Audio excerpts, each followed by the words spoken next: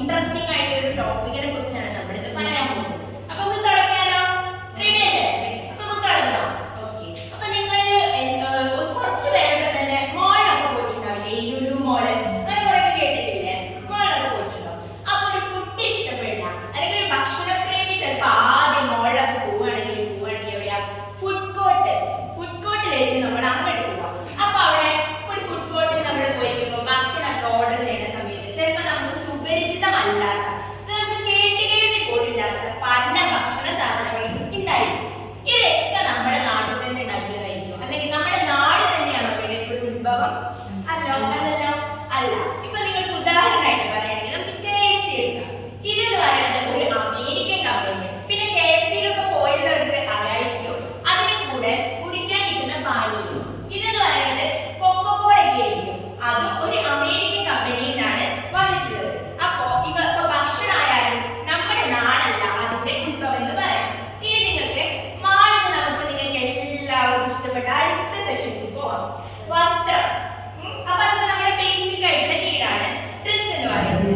അപ്പൊ നിങ്ങൾ എല്ലാവരും വിലയേറിയ വസ്ത്രങ്ങളൊക്കെ ഉപയോഗിക്കണില്ലേ? ഇതൊക്കെ കുറച്ച് ബ്രാൻഡഡ് ആയിട്ടുള്ള വസ്ത്രങ്ങളൊക്കെ അറിയില്ലേ? ഒരു രണ്ട് കമ്പനിയുടെ പേര് പറയാമോ? അക്ഷര ഏതെങ്കിലും രണ്ട്? ഓക്കെ. അപ്പൊ നമുക്കറിയാം. അപ്പൊ നിങ്ങൾക്ക് എല്ലാവർക്കും അറിയാം. അപ്പൊ ഇവയെല്ലാം ഈ വസ്ത്രങ്ങളും നമ്മുടെ രാജ്യത്ത് തന്നെ നിർമ്മിക്കുന്നവയാണോ? അല്ലല്ലോ. അപ്പൊ നിങ്ങൾക്ക് രണ്ട് കാര്യങ്ങൾ മനസ്സിലായി. ഭക്ഷണം നമ്മൾ ഉദാഹരണമായിട്ട് പറഞ്ഞു, വസ്ത്രം നമ്മൾ ഉദാഹരണമായിട്ട് പറഞ്ഞു. ഇനി നിങ്ങൾക്ക് ദൈനംദിന ജീവിതത്തില് നിങ്ങൾക്ക് അറിയാവുന്ന ഒരു രണ്ട് മൂന്ന് ഉദാഹരണങ്ങൾ പറയാം. അതായത് നമ്മുടെ രാജ്യത്ത് ഇതൊന്നും നിർമ്മിക്കുന്നില്ല എന്ന് അർത്ഥമില്ല, പക്ഷെ പല രാജ്യങ്ങളിൽ നിന്നും നമ്മുടെ രാജ്യങ്ങളിലേക്ക് ഇതിന്റെയൊക്കെ വരവുണ്ട്. അപ്പൊ നിങ്ങൾക്ക് മനസ്സിലായില്ലേ? ഇനി നിങ്ങളുടെ ദൈനംദിന ജീവിതത്തിൽ നിങ്ങൾ ഉപയോഗിക്കുന്ന രണ്ട് ഉദാഹരണങ്ങൾ പറയാമോ?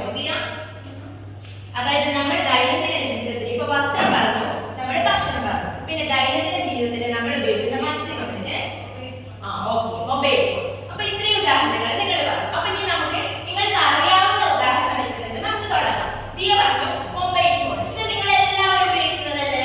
അതെ. ഇപ്പൊ ക്ലാസ്സിലായിട്ട് നിങ്ങൾക്ക് കൊണ്ടുവരാൻ പറ്റില്ലായിരിക്കും, പക്ഷെ നിങ്ങൾ ഇതെല്ലാവരും വീടുകളിൽ നിന്ന് നിങ്ങൾ എല്ലാവരും ഉപയോഗിക്കുന്നത്. പിന്നെ നമ്മൾ ഓൺലൈൻ ക്ലാസ് ഒക്കെ കാണുന്നതിലല്ലേ? അപ്പൊ നിങ്ങൾ എല്ലാവരും ഉപയോഗിക്കുന്നത് ഒരു കമ്പനിയുടെ ഫോണാണോ? അല്ല. നമ്മളെല്ലാവരും വ്യത്യസ്ത കമ്പനിയുടെ ഫോണാണ് നമ്മളെല്ലാവരും ഉപയോഗിക്കുന്നത്. ഇപ്പൊ ഉദാഹരണമായിട്ട് പറയുകയാണെങ്കിൽ ഇപ്പൊ ഞാനൊരു ആപ്പിൾ ഐഫോൺ, ഇത് ഐഫോണാണെന്ന് വിചാരിക്കുക. ഇതല്ല, പക്ഷെ നിങ്ങൾ വിചാരിക്കുക.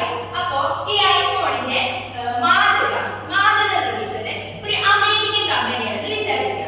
Okay, American company. പിന്നെ അതിന്റെ നിർമ്മാണം എന്ന് പറയുന്നത് അടുത്തത് ചൈനയിലേക്ക് പോകാം.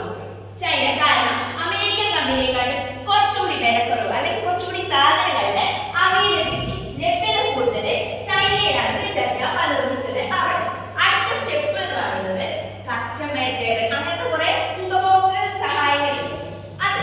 അപ്പൊ നമുക്ക് അത് നിർമ്മിച്ചത് ചിലപ്പോൾ അതിന്റെ ലഭ്യത കൂടുതൽ ഇന്ത്യയിലായിരിക്കും വരുക. സ്പീഡ് കൂടുതലുള്ള ക്ലാസ്. അപ്പൊ അതിന്റെ ലഭ്യത കൂടുതൽ ഇന്ത്യയിലാണെന്ന് വിചാരിക്കാം. അപ്പൊ നമ്മൾ 3 രാജ്യങ്ങളിലൂടെ ഒരു ഫോണിന്റെ നിർമ്മാണത്തിന് നമ്മൾ കടന്നു പോയിട്ടുണ്ട്. അപ്പോ ഇവയെല്ലാം പരസ്പരം, അതായത് എല്ലാ രാജ്യങ്ങളും പരസ്പരം ബന്ധപ്പെട്ട് കിടക്കുന്നു. എന്തിന്റെ അടിസ്ഥാനത്തിലാണ്?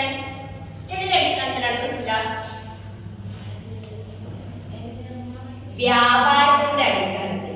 വ്യാപാരത്തിന്റെ അടിസ്ഥാനത്തിൽ എല്ലാം പരസ്പരം ബന്ധപ്പെട്ട് കിടക്കുന്നുണ്ട്. ഇനി നമുക്ക് ഫോണിന്റെ കാര്യം നമ്മൾ പറഞ്ഞല്ലോ. ഇപ്പൊ നിങ്ങളുടെ മാതാപിതാക്കളൊക്കെ അവരുടെ ആദ്യ കാലങ്ങളിൽ നമ്മൾ ഇന്ന് ഉപയോഗിക്കുന്നത് പോലുള്ള സ്മാർട്ട് ഫോണുകളാണ് ഉപയോഗിച്ചിരുന്നത്? അല്ല. അവർ സ്വിച്ച് ഫോൺ, അങ്ങനത്തെ ഫോണുകളൊക്കെയാണ് അവർ ഉപയോഗിച്ചിട്ടുള്ളത്. പിന്നെ നമ്മുടെ ആദ്യത്തെ ആശയവിനിമയോപാധികൾ ഏതാ? ഇതെനിക്കറിയാം, പറയാൻ പറ്റുമോ? നമ്മൾ ആദ്യ കാലത്ത് ഫോണൊക്കെ വരുന്നതിന് മുമ്പ് നമ്മൾ ഉപയോഗിച്ചിരുന്ന ആശയവിനിമയോപാധി, ആശയങ്ങളൊക്കെ കൈമാറാൻ അതെ, നമ്മുടെ കത്തുകളൊക്കെയാണ് ഉപയോഗിച്ചിരുന്നത്. അപ്പൊ നിങ്ങളൊന്ന് ചിന്തിച്ചു നോക്കി, നിങ്ങൾ ആരെയും ചിന്തിച്ചിട്ടുണ്ടോ? ആ കത്തിന്റെ കാലം തൊട്ട് ഈ ഒരു യുഗം വരെ, സ്മാർട്ട് ഫോൺ യുഗം വരെ നമ്മളുടെ ഈ ഒരു കൊച്ചു രാജ്യത്ത് വന്ന മാറ്റങ്ങളെ കുറിച്ച് നിങ്ങൾ ആരെങ്കിലും ചിന്തിച്ചിട്ടുണ്ടോ? വലിയ തോതിലുള്ള ഒരു മാറ്റമല്ലേ സംഭവിച്ചിട്ടുള്ളത്? വലിയ തോതിൽ, അതായത് വ്യാപാരത്തിന്റെ അടിസ്ഥാനത്തിലാകട്ടെ, സാധനങ്ങൾ, സേവനം, അങ്ങനെ പല കാര്യങ്ങളുടെ അടിസ്ഥാനത്തിൽ മാറ്റം വന്നിട്ടുണ്ട്. പുറം രാജ്യത്ത് നിന്ന് നമ്മുടെ രാജ്യത്തേക്ക് പല സാധനങ്ങളും കടന്നു വരികയും ഇവിടെ നിന്ന് പുറത്തേക്ക് പോവുകയും ചെയ്തിട്ടുണ്ട്. അപ്പൊ അത് മനസ്സിലായില്ലേ? ഇനി ഇതുമായിട്ട്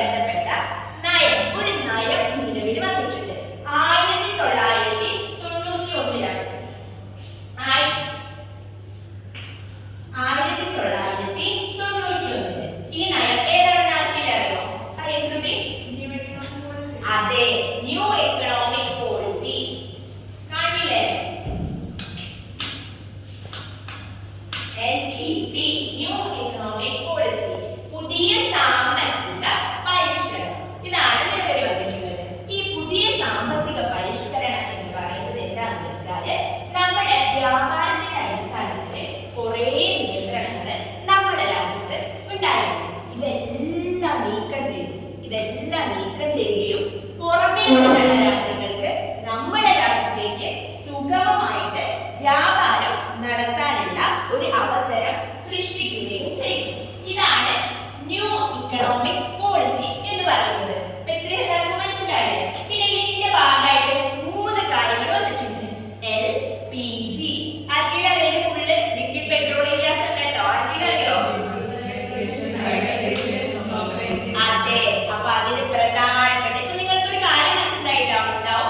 ഒരു രാജ്യം, അതായത് എല്ലാ രാജ്യങ്ങളും പരസ്പരം ബന്ധപ്പെട്ട് കിടക്കുന്നുണ്ട്. അത് ചിലപ്പോ സാധന അല്ലെങ്കിൽ വ്യാപാരം അതിനൊക്കെ അടിസ്ഥാനത്തിലായിരിക്കാം എല്ലാ രാജ്യങ്ങളും പരസ്പരം ബന്ധപ്പെട്ടിരിക്കുന്നത്. ഇനി നമ്മള് ഈ 3 കാര്യങ്ങളിലുള്ള ഗ്ലോബലൈസേഷൻ, എല്ലാ രാജ്യങ്ങളും പരസ്പരം ബന്ധപ്പെട്ട് കിടക്കുന്നുണ്ട്. അത് ചിലപ്പോ സാധന അല്ലെങ്കിൽ വ്യാപാരം അതിനൊക്കെ അടിസ്ഥാനത്തിലായിരിക്കാം എല്ലാ രാജ്യങ്ങളും പരസ്പരം ബന്ധപ്പെട്ടിരിക്കുന്നത്.